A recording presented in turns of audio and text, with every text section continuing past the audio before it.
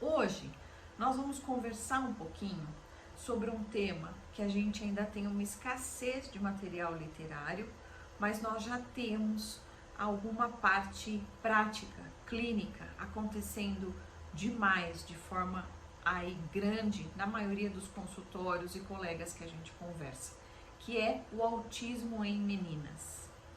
O autismo em meninas, ele se apresenta de forma mais sutil, portanto, no futuro, provavelmente, a gente vai precisar ter uma adequação dos critérios diagnósticos para o autismo em meninas. Os 3 níveis de transtorno do espectro autista e a forma de apresentação, ela é muito mais voltada ao que a gente encontra entre os meninos. Mas estamos começando a ter contato com muitas mulheres já maduras, adolescentes e mesmo crianças, com a apresentação do transtorno do espectro autista feminino. Essas mulheres que nos procuram mais maduras, elas vêm com diversos diagnósticos, uma lista de CIDs que elas receberam ao longo da vida, menos o CID do autismo. Por quê?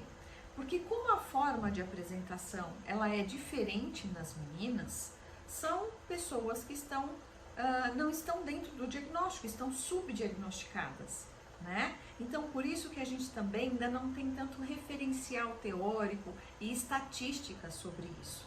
Porque elas recebiam diagnóstico de depressão, em primeiro lugar, depois bipolaridade, borderline, né?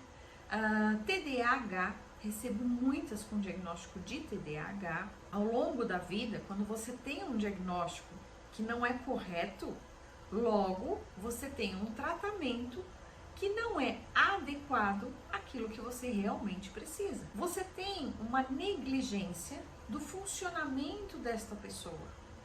Você tem uma negligência das habilidades e das dificuldades desta pessoa. Você tem características que são apontadas de forma errada. Então assim, fulana é muito tímida. Fulana não gosta de brincar com a gente. Ela tem um jeito tão estranho de brincar, eu não gosto de brincar com ela. São mulheres, são adolescentes, são crianças que chegam pra gente sempre muito sofridas. Sempre tem algum impacto na autoestima.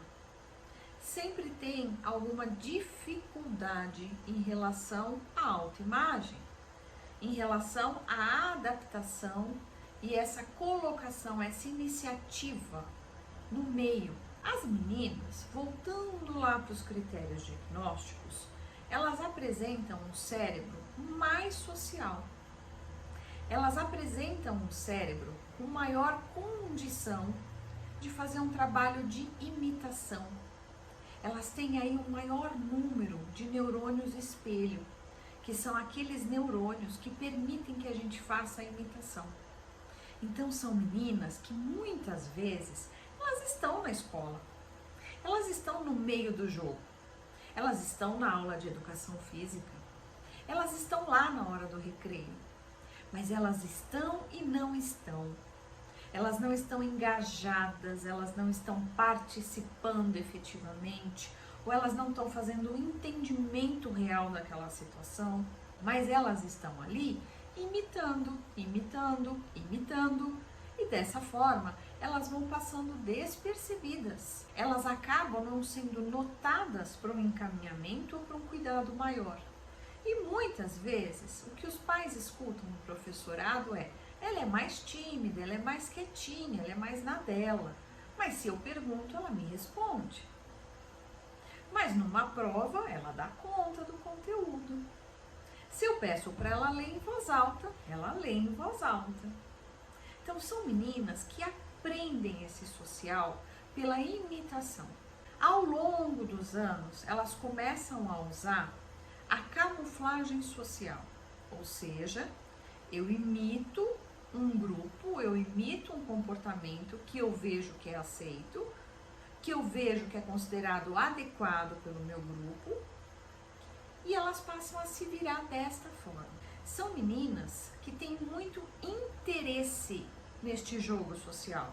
elas querem estar ali, elas sentem falta disso. Elas buscam pelo contato social, diferente do que muitas pessoas pensam. Porém, elas não apresentam habilidades, ferramentas internas para fazer isso de forma habilidosa e autônoma. Elas apresentam dificuldade. Então, elas voltam para aquele caráter de imitação, tá? Elas voltam para aquela forma de atuação em camuflagem, onde então elas criam uma forma de atuação muito parecida com uma colega ou com alguém que ela admira, ou alguém popular, ou alguém que ela percebe que consegue ter contato social, que tem jogo social. Tudo parece muito bem até aqui. Não. A camuflagem social, ela custa muito às nossas meninas com transtorno do espectro autista, às nossas mulheres. Por isso, elas são facilmente diagnosticadas como depressivas, como bipolares. Por quê?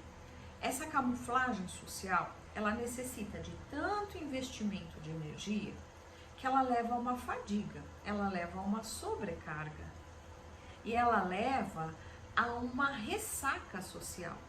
Então são meninas que não dão conta por muito tempo do social, porque ele cansa, ele esgota. E se existe uma situação inesperada ou que ela fica sozinha, ela se sente muito desprovida, muito ameaçada. Então, o investimento de energia, o investimento afetivo, ele é muito grande. Por isso que muitas vezes a gente pode ter realmente associado como uma comorbidade a depressão. Outras vezes a gente tem realmente uma personalidade associada tipicamente borderline, um funcionamento borderline, tá? Outras vezes a gente tem associado ao núcleo de diagnóstico TEA outro transtorno, que é o transtorno do déficit de atenção e hiperatividade. Então não é raro a gente ter associações de comorbidades nos diagnósticos de autismo. Mas o que precisa ficar claro hoje é que a forma de apresentação de autismo em meninas, ela é bastante diferente da dos meninos. Muitas vezes são meninas que não têm atraso na fala, não têm dificuldade na expressão verbal, não têm dificuldade na compreensão verbal, mas podem ter alterações, sim, no ritmo da fala, na prosódia, na melodia, na quantidade de vocabulário, de repertório, tá? Então são, de novo, alterações mais difíceis de se notar, elas são mais sutis. São meninas que apresentam, sim, dificuldades, né, no social, porém, novamente, de forma mais disfarçada, de forma mais sutil. E também são meninas que apresentam a presença de comportamentos repetitivos, de comportamentos de interesse mais restrito, tá bom? Mas que também podem se apresentar de forma muito sutil. Elas acabam sendo subdiagnosticadas, por isso que a gente tem aí uma dificuldade muito grande ainda de trabalhar com o diagnóstico em autismo de meninas, mas nós precisamos começar a mudar essa realidade. Então, um profissional que tem a prática clínica com autistas mulheres, ele consegue sim ter esse olhar, ele consegue sim fechar este diagnóstico, e o que pode facilitar muito a realização desse diagnóstico é uma avaliação neuropsicológica. Na avaliação neuropsicológica, nós vamos fazer toda a investigação de emocional, que é extremamente importante, aspectos psicoafetivos. Vamos fazer a investigação de cognição social, uma investigação a fundo. Por exemplo, ela pode ter teoria da mente, mas ela pode ter a consciência, funcionamento para a teoria da mente, mas na hora do vamos ver, na hora do social, ela não consegue fazer uso disso. Não tem mecanismo de defesa, não sabe atuar, não sabe se colocar, apesar dela ter tido toda a percepção e a compreensão daquele evento social. Então vocês percebem que precisa de muita experiência, de muito raciocínio clínico, dos profissionais que vão trabalhar com autismo em meninas. Porque se você pegar uma prova clássica de cognição social, você vai responder, não é. Ela tem teoria da mente, ela tem coerência central, mas é muito mais do que isso. Então, a gente precisa também fazer medição de funcionamento intelectual, entendimento desse funcionamento intelectual. Não raro está associado funcionamento intelectual de altas habilidades com as meninas autistas. Precisamos fazer mapeamento de todas as funções mentais. Então, se ela tem algum déficit de atenção, algum déficit de memória, na concentração, na organização visoespacial, tem muita coisa aí para responder. Esta avaliação vai gerar um laudo completíssimo, em que vai facilitar o trabalho de toda a equipe da gente chegar numa conclusão diagnóstica. E aí, pessoal, vem a cereja do bolo. Mais importante do que isso, você ter um diagnóstico, você ter um CID é libertador, é muito importante, porque são meninas, são mulheres maduras, são adolescentes que vêm de um sofrimento em busca de por que eu funciono dessa forma, por que eu me sinto diferente, por que eu tenho dificuldade de me adaptar ao social, por que o social me custa tanto, eu fico tão cansada. Elas vêm cheias de perguntas, vêm cheias de reprovações do ambiente. Não faça isso, se esforce, tente aguentar este cheiro. Você tem que se acostumar com esse cheiro. São meninas que têm alterações sensoriais também bastante importantes e que isso precisa ser levado em consideração no momento da avaliação e da realização do diagnóstico.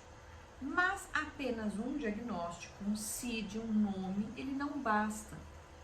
Porque o próprio nome do transtorno já traz isso pra gente, é um espectro, ou seja, é um grupo com formas de apresentação, com mudanças, com nuances, com intensidade, com frequência, com variações muito importantes, com conotações intelectuais completamente diferentes, conotações culturais completamente diferentes, cargas genéticas diferentes, graus de autismo diferentes, do mais leve para o mais grave ou severo. Então, a gente precisa estar sempre de olho numa questão que é individual. Então, a partir de um diagnóstico, nós precisamos começar a nortear um plano de tratamento, um plano de intervenção individualizado. Então, levando em conta a idade, as necessidades, as habilidades, as dificuldades, né? O que é que esta pessoa quer realmente mudar?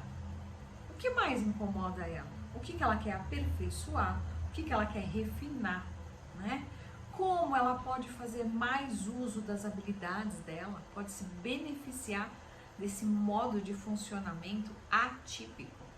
Claro que os graus mais avançados, como o moderado e o severo, a gente sabe que são meninas que vão precisar de maior ajuda, que têm uma rebaixada autonomia, né? Uma rebaixada iniciativa no meio, podem ter algum comprometimento intelectual, tá? Então, levando em consideração que a gente aqui está falando desse plano de intervenção, levando em conta as habilidades, o refinamento de casos mais leves. Porém, os casos de moderado a severo, nós também vamos priorizar habilidades. Nós também vamos trabalhar em cima das dificuldades, utilizando as habilidades desta criança ou desta jovem, ou desta mulher. Nós também vamos olhar para os sintomas que estão ali em volta do núcleo de diagnóstico e vamos minimizar esses sintomas, para que ela tenha mais qualidade de vida, para que ela tenha uma maior regulação emocional, para que cognitivamente ela atue cada vez melhor. Então, no tratamento do autismo em meninas, assim como em outros, a gente precisa geralmente de uma equipe multidisciplinar, ou seja, múltiplas especialidades, mas além de multidisciplinar, ela precisa ser interdisciplinar, ou seja, essa equipe tem que estar alinhada, essa equipe tem que ter uma fala coerente, objetivos coerentes. Eles precisam marchar todos no mesmo rumo e no mesmo ritmo, para que a gente não crie quebras nessa evolução ou dificuldades nessa curva de tratamento, para que ela realmente seja eficaz. A palavra que a gente tem que pensar muito é na palavra eficaz. Todo plano de intervenção que seja individualizado, que conheça o paciente profundamente, que esteja em prol de maior qualidade de vida e que se mostre eficaz, é um plano de intervenção válido, importante. Lembrando vocês que os pressupostos teóricos da ciência ABA são os pressupostos, são os modelos de atendimento com maior comprovação científica. São os modelos de atendimento com maior eficácia. Nós estamos sempre voltados para essa questão da eficácia. Estamos sempre voltados para essa questão da individualidade, de fazer uma análise funcional daquele comportamento e de criar um plano que seja compatível com o funcionamento e com as metas terapêuticas daquele paciente. Então, a gente ainda sugere que além da avaliação, da conclusão diagnóstica, a paciente se beneficie deste plano de intervenção interdisciplinar.